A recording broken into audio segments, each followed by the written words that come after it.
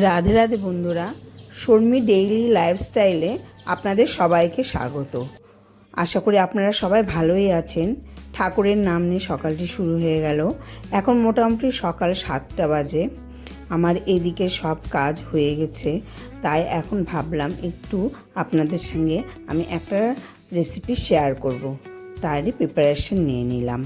তো আপনারা দেখতে পাচ্ছেন এই গোলাপ ফুলটা কি সুন্দর লাগছে। তো আমি রীতিমতো সারাদিনের কর্মজীবনের মধ্যে ব্যস্ত হয়ে পড়লাম।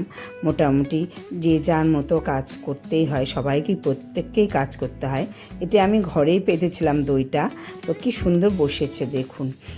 এই রেসিপিটাও একদিন শেয়ার করব, কি করে ঘরে একদম চাপা দই বসাতে পারবেন, খুব সুন্দর খেতে হয়।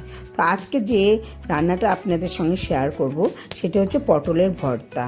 তো আপনি নিরামিষভাবে এটি করবেন, আমি নিরামিষভাবেই দেখিয়েছি। যারা পেঁয়াজ খায় তারা পেঁয়াজ দিয়েও করতে পারে।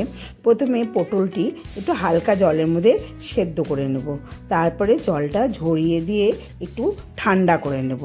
তারপরে এটি মিক্সির মধ্যে একটু বেটে নেব।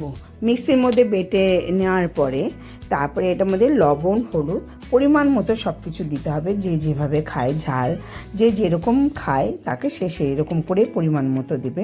তো আমি মিক্সিতে বেটে নেওয়ার পরে তারপরে একটু সরষার তেল দিয়ে তার মধ্যে লঙ্কা 2-4টা ফোড়ন দিয়ে ওর মধ্যে একটু বেশি করে কালো জিরা দিয়ে দিলাম।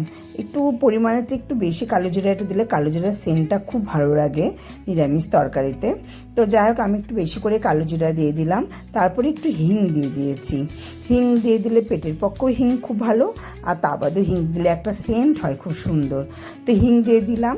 তারপরে আমি একটু নাড়াচাড়া করে নিয়ে এর মধ্যে আমি যে পটলটি মিক্সিতে বেটে রেখেছিলাম সেই পটলগুলো দিয়ে দিব। পটলগুলো এখন ম্যাশড হয়ে গেছে মিক্সিতে বাটার ফলে।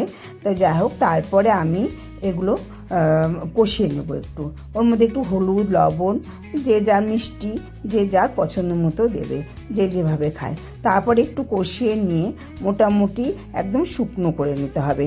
শুকনো করে নেওয়ার পরে তারপরে নামিয়ে নেব। দেখুন কি সুন্দর লাগছে দেখতে, এবং কি খেতে দারুণ লাগে।